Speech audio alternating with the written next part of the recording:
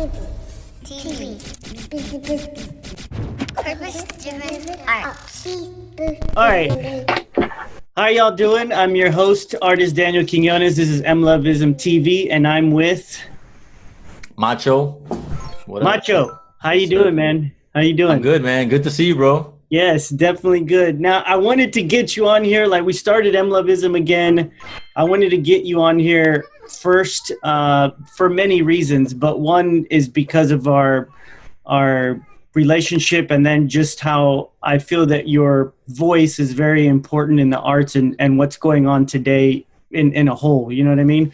Yeah, So I'm gonna time this. I'm gonna try to keep it at an hour so it doesn't get too long. But what I really wanted to dive into is first explain to our audience who you are, what you do, and all that kind of stuff. Well, yeah, like you said, my name is Macho. Who I am is, kind of multifaceted. Not to overcomplicate myself, but I'm a believer. Since I was born, basically, since a dedicated believer to the Lord. I committed my life to Him when I was about 12 years old. But that's first. Second, I'm a husband. Been married 18 years now. To my wife Jamie, who I think you're going to speak to in the future. Then I'm a father, 2 boys, and I used to do music. I still do music. I write and produce, but I used to be a full-time musician. Did hip hop, Christian hip hop, wrote gospel music for many years with a group called New Breed and the Tunnel Rats. And then as a solo artist. And for the past 8 years or so, I've been doing no music, but focusing fully on my business as an entrepreneur. So I started a cleaning business and have been doing that full time for about 6 years.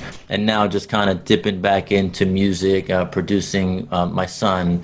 So that's kind of like a brief synopsis of who I am and how Dan and I know each other is many years ago, over 25 years ago now. We met in Boston when he came down to do art school in Boston, and he was a friend of a friend, and Yeah. I couldn't shake him ever since. He's been kind of like tagging on to my tail pockets, bugging me ever since.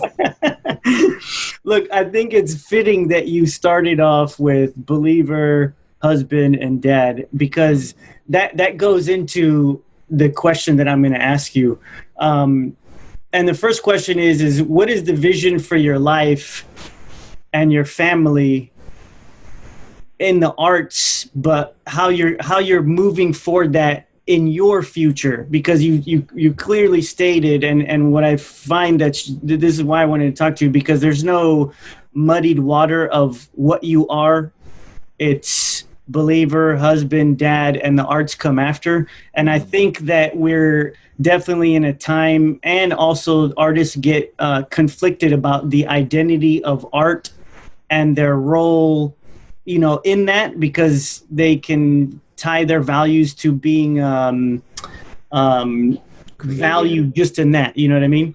Yeah. So how do you, like, what for Macho in your vision and family, the arts, and your future, how do you navigate that to where it's a healthy balance and you can do them all, to the best of your ability? Yeah, well, that's a good question. I mean, from years and years ago, and I didn't create this motto, but it's something that I definitely, as soon as I heard it, it resonated with me as something that Dax from the Tunnel Rats created, or at least I believe he created, and it just literally says in this order: Christ, family, hip hop. And you can replace hip hop with whatever form of creativity that you as an artist have, but Christ, family, art. Christ, family, music. Christ, family, breakdancing, whatever, fill in the blank on the third one. But the first two, those are static. Those don't change. Yeah. So as soon as I heard that, I locked right into that, and I said, oh, definitely, I agree with that. And so that is what dictates the activity that follows. I mean, this is a good example because even when I was doing music, full time, I still worked. I did a 9 to 5. Music never paid my bills. Music was never something that, I wasn't like a pop star at music. You know what I mean? We were doing music because we loved it. We were doing music as a calling, as a ministry, and there were times where it did, bring in money, but it wasn't anything that could support us. And being married 18, it's a long time. Hmm. So you always had to fall in, create a structure that you could have a healthy relationship with God, with your spouse, with your family, and with your music in a way that you could still love all of those things and resentment or animosity towards the other.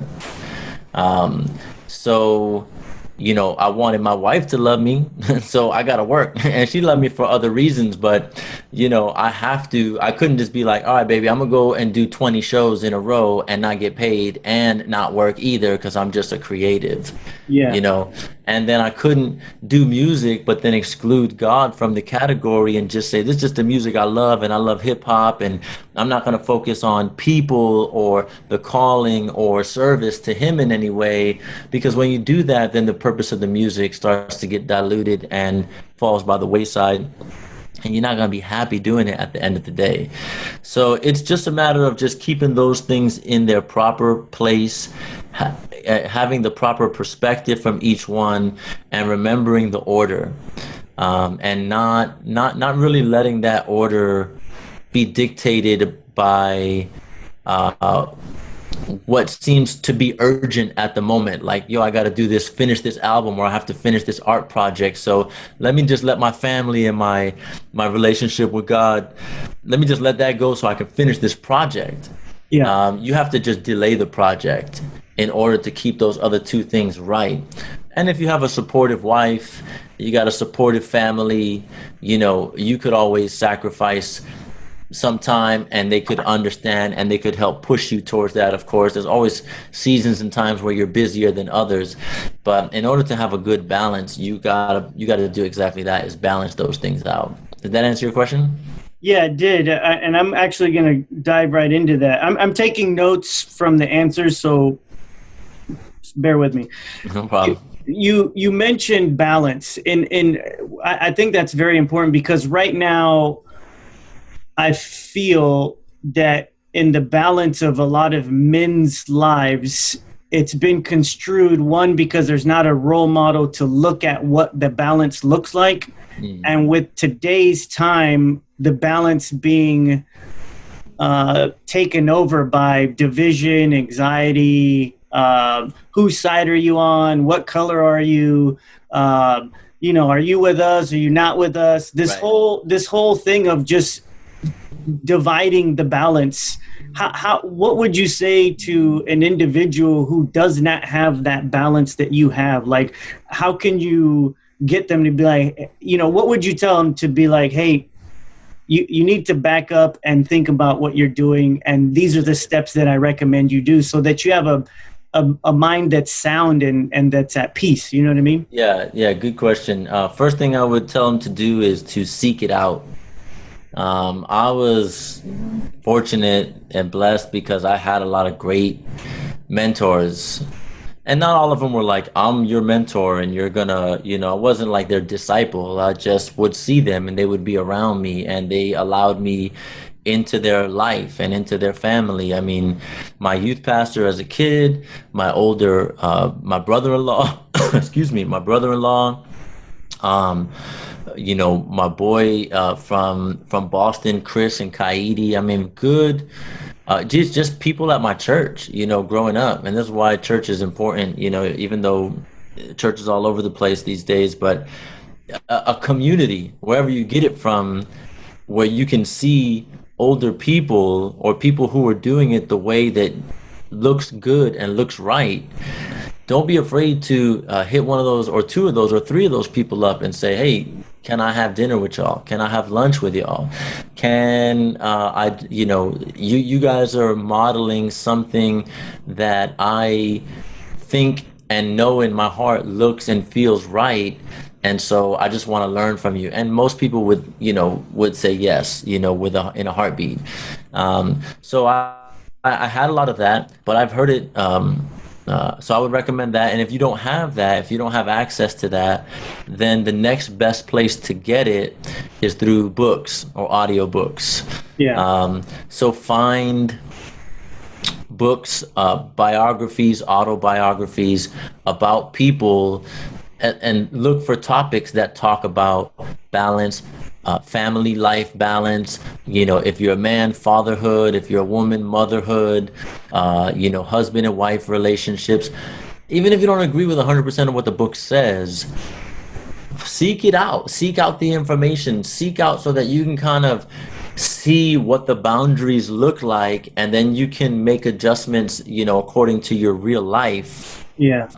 But if you don't have any reference point, then start with what's available to you in your immediate surroundings. If you got an uncle and aunt that have been married for 30 years, boom, ask them how they do it. They might tell you a bunch of jokes and, before they get serious at first, but seek them out. Spend some time with them. Offer to help them. Offer to volunteer. Watch their kids. Babysit for them. Yeah. And observe. It doesn't have to be a speech or a conversation. It could be an observation. Things that you pick up through your perception. And then if you don't have any of that, get it through books. Seek people out. Join a community. Find a community. Even meet up. Even anything, a Facebook group. That's really important, because if you really don't have that in your life and you don't seek it out, then you're just gonna make it up as you go along, and that could be okay. But it's better to have help. And Yeah. there's a lot of reasons why making it up as you go along could be a detriment to you and your partner or your potential kids if you're just literally figuring it out with no help at all. And you might do a great job, but you're gonna do better if you have some help. Yeah. Okay. So balance is the key, and if individuals really don't know where to seek that, is to just start with people that they know that have a relationship that's lasted long and things like that. Any part of their community, even if you don't agree. I mean, just get bits and pieces, because nothing. The relationships that I have didn't all come from one example. They came from bits and pieces, observing, gleaming from this couple, gleaming from that person, learning what not to do here. And just like anything in life, but if you want to be intentional about it, then seek out families and couples and adults and individuals that are modeling the type of life that you think is the type of life that you want to be living. Not that you're copying them, but you're just observing, and you're asking them if you can get a little closer observation, if you can just dig in a little bit deeper. Gotcha. Now, do you think that the balance, once you have achieved that balance, do you feel that helps the creative process more? Because on the artistic side, some people say that if you're depressed and heartbroken, some of the best creativeness comes out of that. So where do you sit with being broken and depressed and creating artwork, or being balanced and at peace and creating artwork? Yeah, I mean, the easy answer is I don't agree with broken and depressed, although I'm familiar with that philosophy. But you're going to be sad at some point in your life. You're going to be broken at a variety of points in your life. You don't need to manufacture and perpetuate depression and brokenness, because life has enough of that already. So you're gonna have those times anyway. Even if you have balance, even if you have a good life, you're gonna have sadness, you're gonna have hard times. And if you're a creative, you're gonna turn that sadness and hard time into a dope song or a dope piece of art or something like that. If you believe that philosophy that you create your best out of brokenness, then you're going to have a self-fulfilling prophecy. Your life is going to be broken. You're going to be sad. And it's not going to be worth it. I mean, straight up. I mean, I understand that there are, some phenomenal pieces of art that have come from that. but I don't know if that artist, you know, designed his life that way intentionally. Maybe he didn't have the tools or the coping skills, or the communication skills, or the friends or the mentors around him or her to help him avoid that life, and that great art just struck lightning in a bottle. And half the time they don't even get recognized for that great art until 50 or 100 years after they're dead anyway, so they don't even get to relish in that, you know what I'm saying, in that like praise that they're getting. And they had a whack life, and their life basically was jacked up, you know. So, you know, if you want to be a martyr for your art, in hopes that your martyrdom is also going to strike lightning in a bottle, because there's no guarantee that it will. I would say 99% of the broken and depressed artists don't get discovered, and their music doesn't turn out great. You know, I mean, it's harsh to say, but there's no need for it.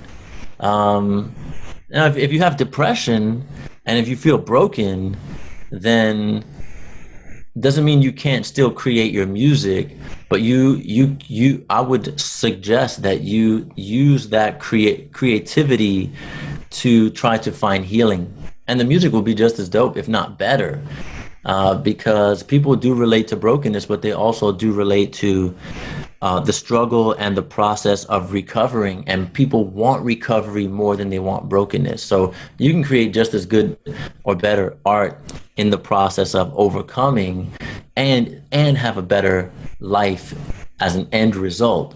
So you can still have dope art and a good life. So yeah, don't buy into that. I mean, good music can come, good art can come at any stage in your life. And if you're a creative, you should be, disciplining yourself and working towards that creativity so that it's good no matter what. You know, think about the best songwriters in the world. You know, I always think about Nashville, you know, because in LA, and people do it in LA too, but I'm just saying, like, in LA, when you think of songwriting, you think late nights, you know, booze and drugs. People are just in this like creative thing with like weed all over the place, like you see in the music videos, you know. And it's not always like that, but in Nashville, the narrative is the songwriters go to work from 9 to 5. Okay, they got a family at home. They go to the studio in the morning, just like you and I might go to our job in the morning. And they have a discipline of writing and creating, and they have a process for that discipline. And you can research this, okay? It's very well known that Nashville writers write this way. Not exclusively, but it's very common. So, and they write, you know, number one hit songs all the time, not just country music. Country music, Nashville doesn't only write country music. They write some of the most popular pop music that people hear. Your personal taste, you might not care for that music, but the point is they write number one hits, and they create art. And they do it through discipline and through balance. So, you know, I mean, that example is going to resonate with some people more than others. If you have a bias against Nashville music, then you're going to be like, I don't want that. I want the high and drunk, you know, version. But again, that high and drunk version ends in sadness and brokenness. So, you know, it's not really the version you want. So yeah, definitely longevity in creativity comes through balance. Spikes in creativity can come through, you know, brokenness. But if you want a long career in the arts, then you want to think for longevity, not just a spike and a seeking to recreate a broken environment so that you can recreate that spike in your creativity. If you say it like that logically, that is a formula that's going to be destined to fail at some point. That's good. That's good. Hold on. I'll cut that out. For that. As in babies. That's good. You had some one-liners in there that I'm going to take out and put them on Instagram. Yeah, remind me, because that was good. I never said that before. Yeah, that was good. So that's real good because there's in okay, we're talking about balance. You said balance is longevity, and the brokenness will have the spikes, right? So in in that balance of just having order in your life, what would you say to someone who is not married, doesn't have kids? The balance and structure that you have can't be applied to them because they don't have those things and they don't believe. And their identity comes from their art. What would you say to that artist as far as the purpose and responsibility they have in their art? You know what I mean? Because sometimes artists that don't have balance or reflect their thought process and ideas to a family, they're not gauging on what's right or wrong or how it's going to affect them. So they just do things for themselves, right? They're just, I'm going to create artwork about girls and booze and all this stuff, and then boom, they have kids, and they're like, oh, maybe I shouldn't have said. I mean, Beastie Boys is a good example. You know what I'm saying? They had some crazy songs back in the day. Now they're men with kids, and they wish they could take some of those songs back and not have them on air. You know what I mean? Yeah. So you're talking about basically trying to be creative with some foresight so that you can, well, that reminds me of something I say all the time that I got from a book called The 7 Habits of Highly Effective People. I think it's the second habit. It says start with the end in mind. But honestly, as a creative, it's hard to think about it that way. Like, yeah, obviously, the obvious thing is social media and the internet is basically gonna jack you up in 10, 15, 20 years if what you're creating now is gonna be detrimental to your future. Like, obviously, then but then you might not want to do that. But that's kind of like the reason for not doing that is more out of fear than out of desire. Because if you want to create that art and you're only not doing it because your kids might see it in 20 years and you'll be ashamed of it, the fact remains that you still want to create it. Yeah. So, and I don't really want to dog anybody out for what they want to create, because that's just where people are at. And I think it's kind of a tough question because it's a matter of if you are mature enough to have foresight about how your art is going to affect your life and your family's life in 10 years, then you're probably not the type to want to create art that is going to negatively affect it. Does that make sense? Yeah. So, but if not, and you just, you wilding out and you want to create crazy stuff and, you're just living in the moment and you're living for yourself, then that's a whole different thing, because your art is just a reflection of, your heart. And the Bible says, out of the abundance of the heart, the mouth speaks. And I'm sure you could translate the same thing for out of the abundance of the heart, the brush strokes. Yeah. Or whatever you create is going to come out of that. So, I would just say, if you're younger, work on where your heart is at, work on where your head is at, thinking long term, how do you want your art to grow over time? It don't mean you can't do anything shocking or interesting or creative or out of the box. It don't mean none of that, really. It just means that you're aware of your what the source of that creativity is rooted in, and is it rooted in longevity, or is it rooted in a short-lived, just kind of like, it's like the same thing of saying you don't want to do anything just to get like one day attention. If you're following a trend and you're like, oh, this is the new trend, let me recreate this trend in my own way, that could be a a process, that could be a strategy, but then you're going to be known for recreating trends.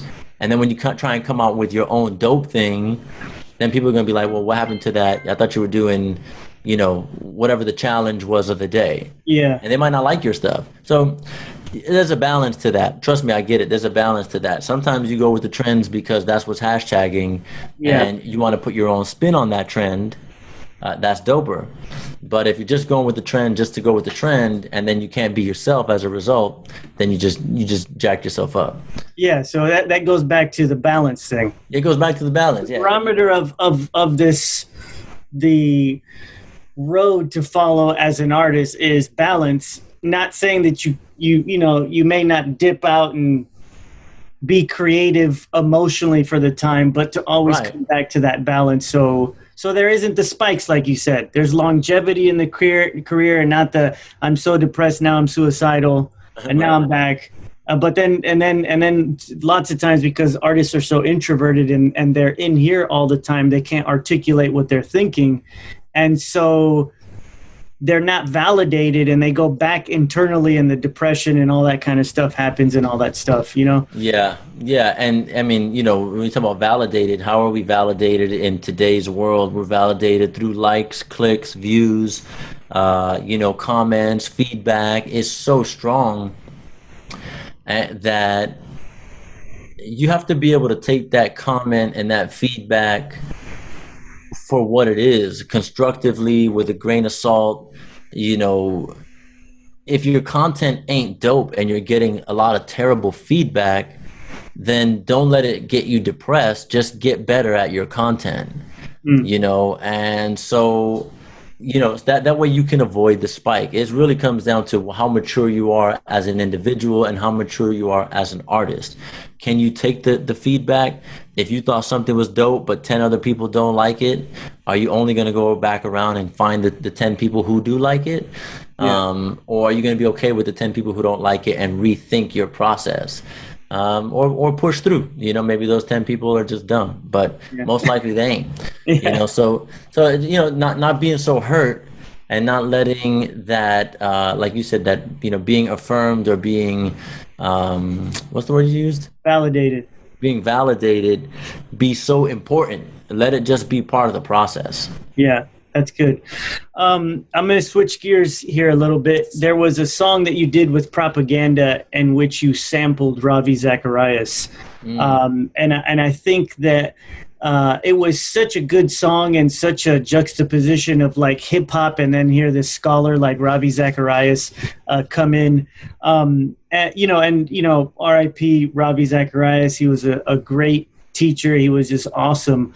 When you think of an artist, usually artists in hip hop aren't listening to a Ravi Zacharias, right? Very, very articulate and smart, and universities and all that kind of stuff. How did you come to the creative process to take the hip hop world and the apologetic world and mesh them up into a song for people to hear?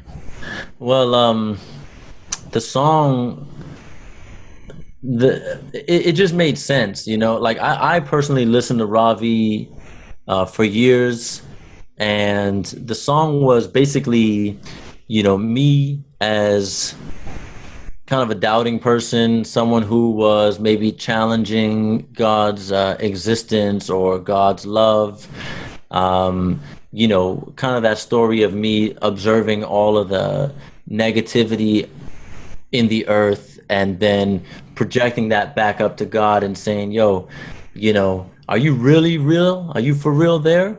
And apologetics makes so much sense, because apologetics, even though it can deal on a lot of subjects, most of the time you end up hearing apologetics literally just deal with that issue. And there's so much more to apologetics, but apologetics usually ends up boiling down to, does God exist? Does God not exist?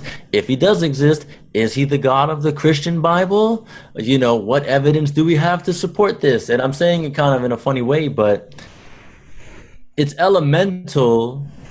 Well, you could look at it as elemental, or you could look at it as fundamental or foundational, because they're both basically at the bottom, but one of them minimizes or kind of has a negative connotation, and the other one is basically, the force that holds everything up, the Yeah. structure that holds everything up. So my verse was about, doubting God, and then propaganda came in and we flipped up his voice and all that. I don't think he liked that part, but we switched up his voice because he wrote the verse from God's perspective, basically kind of recreating, what the book of Job sounded like, like in a more modern term, just kind of saying, hey, do you know who I am? Like, first of all, I don't really have to answer you, but let me go ahead and answer you anyway. Yeah. And then we were looking for a way to really kind of put a cap on that song.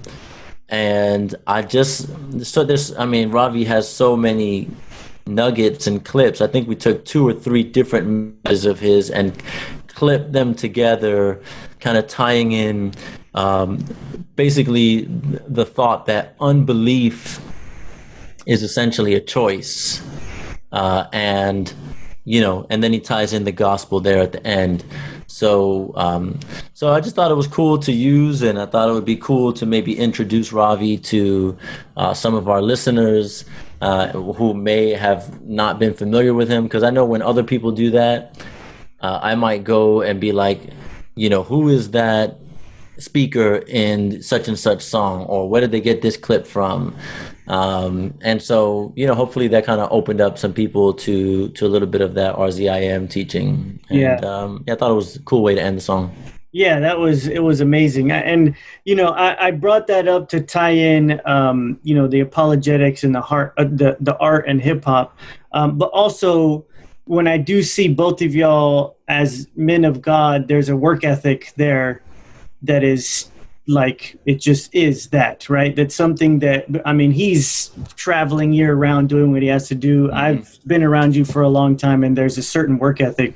What would you say to the generation that wants to work so little and get so much in return of the little that they've put in, and to get the example would be, okay, I worked at a job for 6 months and now I want to raise. Right. You know what I mean? Right. Or I put out one song and I want to go platinum, or I want, I want to be signed, or where's my check? Or I want exactly. I want the show promoter to pay me $5,000 a show. Or I want to get $1,000 a verse. I mean, there's so many examples to that. And now I'm gonna sound like an old person, but I just grew up. I didn't grow up expecting nothing. Yeah. I grew up poor, like straight up. Yeah. We were on welfare for a while. Like, we used to have Secret Santa to drop off boxes at Christmas time. That's why I never believed in Santa Claus as a kid, because I saw a box delivered from the government or from some nonprofit organization with toys in it, and then I saw my parents would wrap it up and put it under the tree. Yeah. So I didn't grow up with no expectations. I just grew up observing, again, that word, other people in my neighborhood, and just kind of watching people who had talent. Because, when you grow up in the hood, I grew up in Boston in the East Coast, and everybody could rap. It seemed like everybody could rap, everybody could break dance, everybody had a group, everybody was doing something, and we used to have a block party, like a neighborhood block party every year. And I would see people who would go up and just rap, and some of them would be whack. And then I would see the people who would go up and be super dope. And then I had the advantage of living in the same neighborhood with these people. So I also had the advantage of being able to follow them around and be that kid who could observe them throughout the year. So from the time, let's say I was 8 years old, I could see them. And then I did my first block party when I was like 11 years old. So I had 2 or 3 years, and the people who were dope, I could see them all the time in the neighborhood, in a cipher, rapping. And there was nobody had an expectation, of major deals and labels and internet fame and like people do today. But my point is, I didn't even know what I was watching, but in hindsight, I knew that I was watching commitment, dedication, perseverance, them focusing on their craft. And people are just, it's too fast. And I'm not complaining about how fast things happen. I'm just saying that no matter how fast you think it happens or how fast you think it should happen, it don't happen that fast. If it does happen that fast, it's lightning in a bottle. It's a miracle. It's an anomaly. It's not normal. Okay? So if you think that it should happen fast for you, then you're expecting the not normal. You're expecting the exception to the rule, and it ain't how it works. Maybe it could happen in 3 years instead of 10 years, like it could have maybe 30 years ago. But now, it's still 3 years is a lot of work and time and energy of perfecting your craft. So, anybody who is just looking for quick recognition, you might get it. You might get a couple through someone. It's false. It's false. You get 100 likes on your post. You get people saying that was fire with mad fire emojis. Yeah. Let me just challenge you. Go to somebody else's Instagram that you personally think is whack, okay? And go to their video that they posted or their song that they just made, and you'll see that they also have 10 comments that says fire with mad fire emojis on it. Yeah. So you should, my hope is that you will quickly learn that people's opinion of what is fire is subjective and is weak at best. Mm-hmm. And people like to tell you that you're fire. People who know you are going to say, yo, that was fire, bro. And then you're going to walk around thinking that you're fire. And that don't mean you ain't. You might be. But you most likely ain't fire enough to take over the world today. Yeah. So another thing that I remember a lot from a book called The 177 Mental Toughness Secrets of the World Class is that world class people are not disillusioned. World class people, they see things objectively. And that should include themselves. Mm-hmm. That should include their art. Don't really focus on, posting something up and 5 people telling you that you're fire as being the good judge or barometer of how good or bad your art is. Yeah.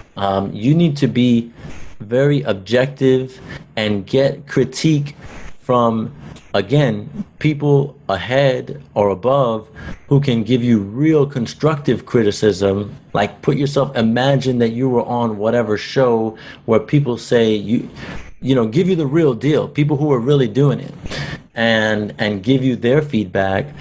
And don't be disillusioned. Don't lie to yourself, because if you only listen to the fire emojis, then of course you're gonna think you're ready for the main stage tomorrow night, even though you just started last night. You know what I mean? You need to be really objective and critical and focus on the craft behind the scene. Like developing and preparing and getting ready for that time. And so when that time comes, you got to be intentional about it. You got to seek out the opportunities, but when the time comes, you'll be ready for it. And you didn't just try to create this environment that only people who tell you that you're fire, bro, are going to watch you on the internet. Not that the internet ain't the thing. It is the thing. That's the problem. It's the good and the bad. But you gotta be objective. and you got to put yourself around people who are going to be objective towards you and give you the real deal information in order for your skill level to grow, in order for you to be world class, head and shoulders above the rest, so that when if there's 10 other artists doing the same style of art, canvas painting, graffiti, b-boying, DJing, whatever your art is, 10 other artists come up and do the same thing, and y'all go back to back to back, 10 in a row. Did you stand head and shoulders above the rest? That's the goal. Yeah. You need to be head and shoulders. Boom. You rap clearer. You rap doper. Everybody understands your lyrics. You spoke to people. You connected with the crowd in a different way. You see? Yeah. You want to make it so that nobody wants to come after you. Okay, now that's not pride or bravado. That's a metric. That's a measure of excellence. Are you excellent? Are you doing it super dope? Or are you just, are you not doing it super dope? I mean, world class is world class. The best is the best. So, you got to make sure that you're putting in the time and energy to do that. And there's tons of books written on that. Read the book about how it takes 10,000 hours to become a master at something. Yeah. There's a countless number of books about how to become the best and how to have that, edge on the competition or on, other people in your same industry. There won't be any shortage of books if you look those up. Read a couple of those. I'm big on reading, and I don't like to read. I do audiobooks, so listen to them. You don't like to read audiobooks, but put in the energy and the effort to become the best. Don't expect to be treated as the best if you haven't put in the time and energy to become the best. That's good, man. There's so many directions I want to go with that, but we've already been on for 41 minutes. So I want to take the latter half of this and really get into practical application, because a lot of this information's good, but we are in an era that people get inundated with so much information, and then they're like, cool, and then they don't do anything. So what would you say in a very simple and practical way for a young artist coming up to apply some kind of roadmap to get to that better than the rest, where you're saying there's 10 good people and you need to be better. It's no longer, to me, it's like you can't just be good anymore. There's so many good people, you have to be great, right? And if you're not great, you're just going to be in that sea of people doing what they're doing. So in a very practical and simple way, what would be your roadmap of getting to become the best? Okay. All right. Well, I'm gonna try and speak specifically to, let's say, a musician, because that's what I know the best. And then if you're a painter or whatever, you can try to find the parallels in your own art form. So what I did, as a kid when I was young is, and it's a kind of a repetition, but I put myself around other people that I knew were better than me at the time. Mm-hmm. Okay. So step back and know you got to be a good people person.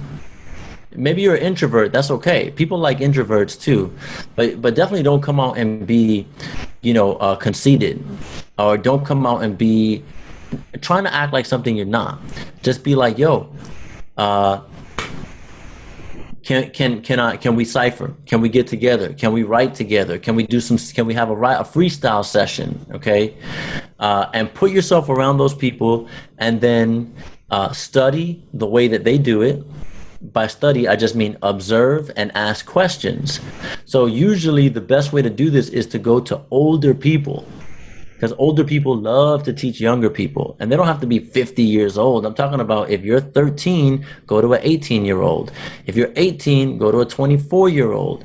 Someone who can feel like as if they have some, maturity over you, and then you kind of feeding into their ego a little bit and saying, I think you're dope. Do you mind helping me get better? Mm-hmm. Okay. That's a practical thing. Then the other thing is take the artists that are charting, long-term charting, okay, not 1 week charting. I'm talking about whoever has charted 10 weeks or 15 weeks in a row.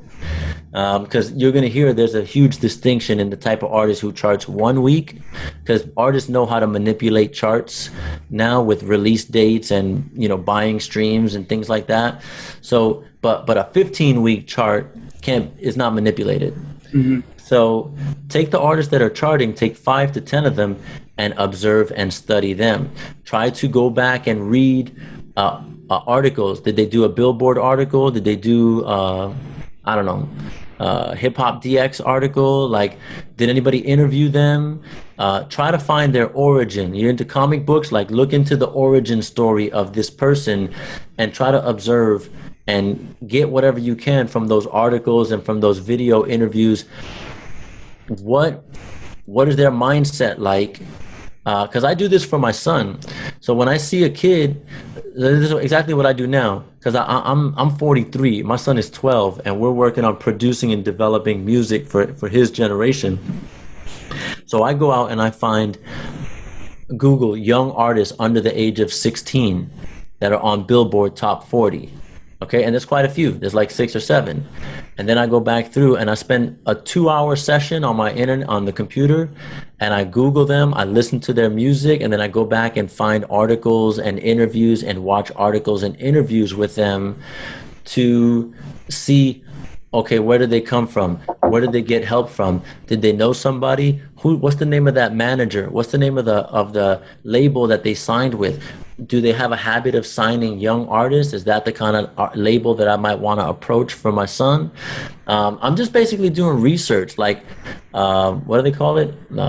You know, like operative research, you know, like I'm trying to figure out, what can I learn from them? Is this kid naturally creative? Is he putting on a show? Is he comfortable in this space?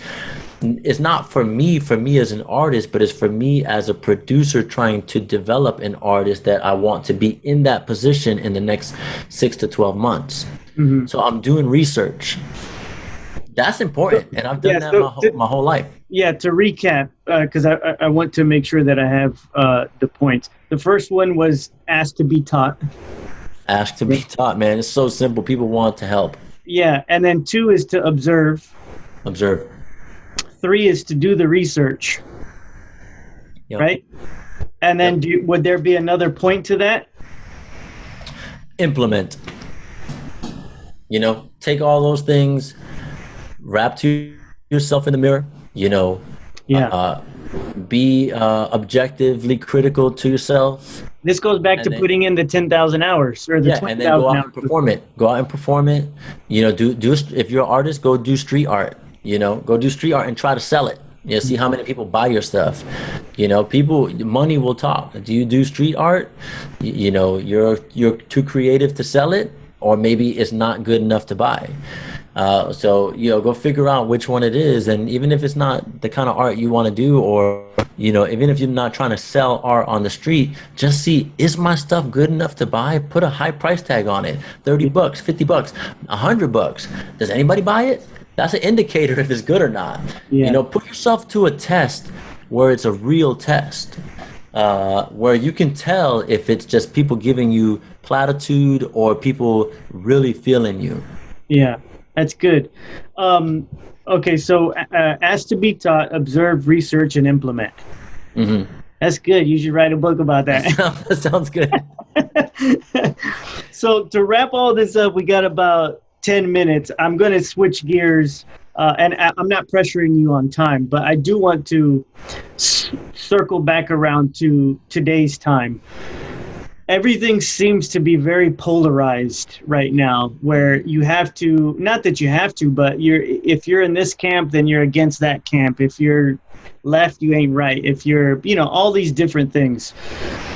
What do you feel art can do to bring all that division back together? You know what I mean? Because it seems that the arts have been hijacked by, you know, division and stress and everything going on. You're talking about racism, COVID, the politics, everything has completely just destroyed the creative narrative of unity, right?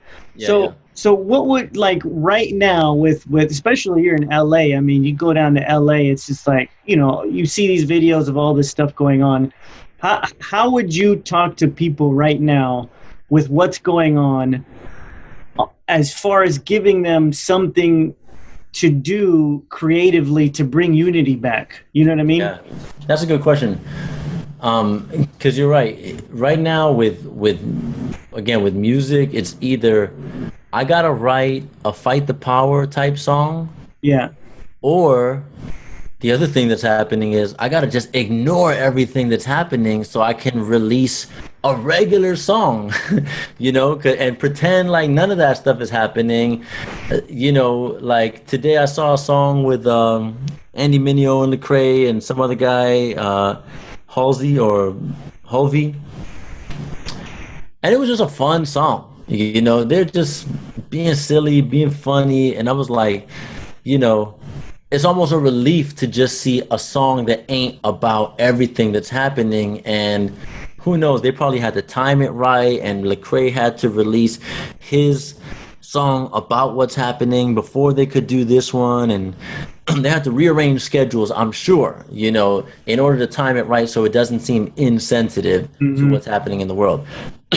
And that's fine, I understand all that, but the point is, there's, even with those two examples, there's no in the middle. It's just either fight the power or ignore it and just let's have literally a barbecue party song, which is exactly what it was. Yeah. But and I don't know that I have a direct answer to your question. I just know for me, what I'm doing personally is actually unrelated to art. And what I do personally for this is, what I started to do is literally commit some of my time to the community. Like, get out of the microphone, get off of the songwriting, and go volunteer and to be a mentor to kids in the system and in the street. Yeah. So ultimately, as powerful as art is, music, art, creativity in any way, the real power is in the community. The real power is in the saying yes to loving. The real power is in the saying yes to each other. Before we say no based on preconditions or color of skin or political affiliation or whatever, saying yes first. So, and then that will trickle. Then the art will change as we talk to each other and connect with each other and communicate with each other. Your art will change, the way people listen to your art and other people's art should change, because even if you're on one side, even if you're Christian conservative or you're social justice Christian, okay? Because really, I mean, you can have conservative right and liberal left, but neither of those have to be the liberal left doesn't have to be atheist either. You got your social justice Christians, right? And that's fine, that's all good. But if neither of these believers are really going out and like touching and communicating and talking with people who are not in their same bubble, then we're just doing art for each other. Yeah. Repeating that cycle. And honestly, I'm tired of that personally, as a person. So I needed to not try to fix it with art, because I feel like that's just going to go into an echo chamber. It's either going to be accepted by the people in the echo chamber that agrees with me and rejected by the people who don't agree, or if it's too neutral, like, I'm not all the way one side or all the way to another side. I'm not all in hardcore for any one thing, especially in today's climate. but I know what we're ultimately called to do is to connect, have community, look beyond and past the differences. And I know it sounds cliche, but what more real way is there to do that than to go out and just be in the hood? Be in the, it don't even have to be the ghetto if you're not comfortable with being around people that aren't from that background. I'm comfortable because I grew up in that. But just do anything. Mentor somebody, touch somebody, communicate with somebody outside of your sphere, and just be of service to that person. If you're an artist, that will help your art. Yeah.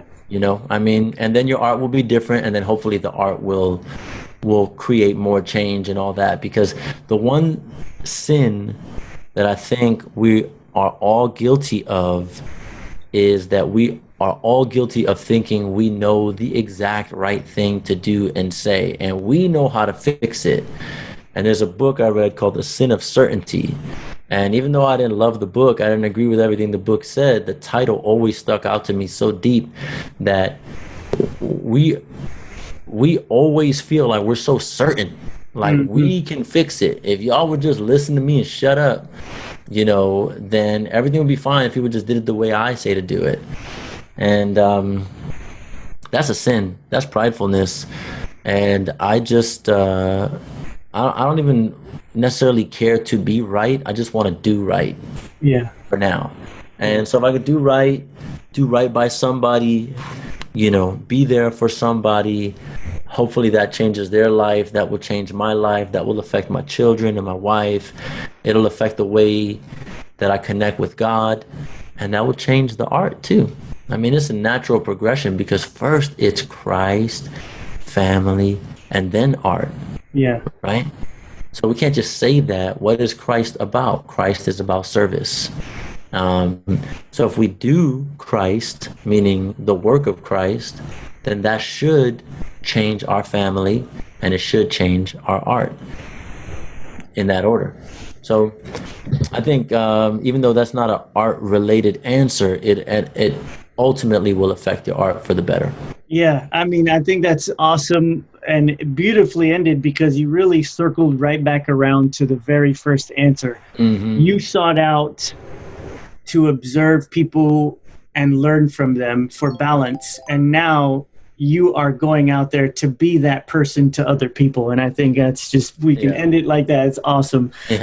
So dude, thanks for taking the time and doing this. And we'll definitely have future conversations and all that kind of stuff, but this was great.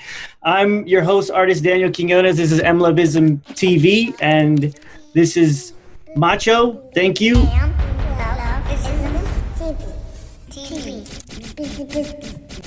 Purpose-driven art.